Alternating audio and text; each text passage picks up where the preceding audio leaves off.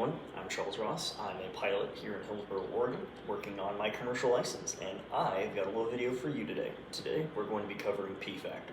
Now, P-factor is something that you probably should have been introduced to. In fact, you definitely were introduced to this during your private pilot training as a student pilot.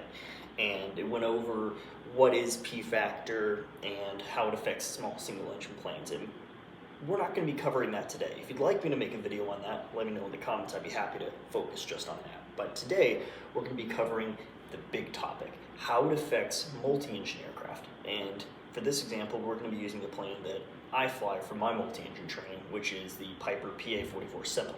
So we're going to be going over P-factor. What is it, and how does it relate to critical engines? So, if you are unfamiliar, the critical engine is the engine whose loss would generate the most adverse effects on the aircraft. For example, at the most yaw, it would create the most unstable conditions. It would be the engine that if it loses or if it goes, you're going to have more trouble maintaining directional control with your aircraft. So what is P-factor? So P-factor is essentially, there is the prop blade now.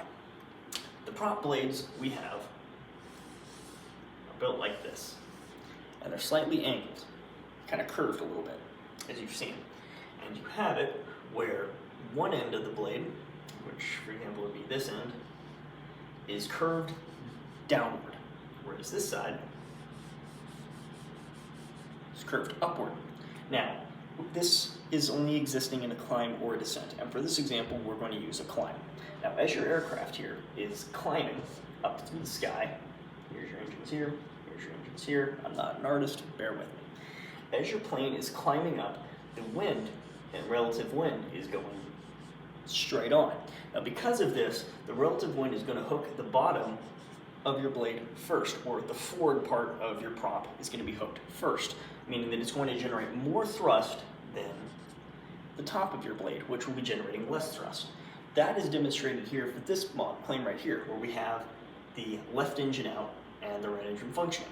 This is the thrust being created.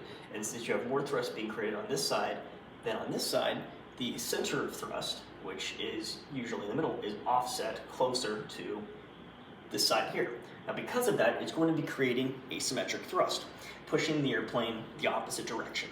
Now, why is this important? Well, when you have the center of thrust here, the arm between the center of thrust and the aircraft's center of gravity is actually going to be larger, greater than if it would be in this example, which I know is hard to see, but you have the right engine out, the left engine functioning, where you have, and this is only for the standard rotating props, not counter-rotating props. On counter-rotating props, you don't have a critical engine necessarily by definition, but whatever engine you lose would be your critical engine, so these effects would be about the same.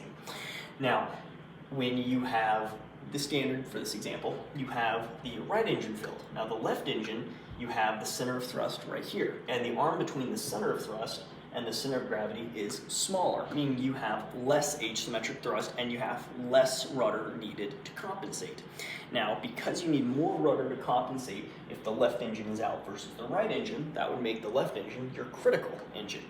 And P-factor can be a nasty little bugger, but it's not that complicated. It's rather straightforward, and really the hardest part is just memorizing the words to explain it.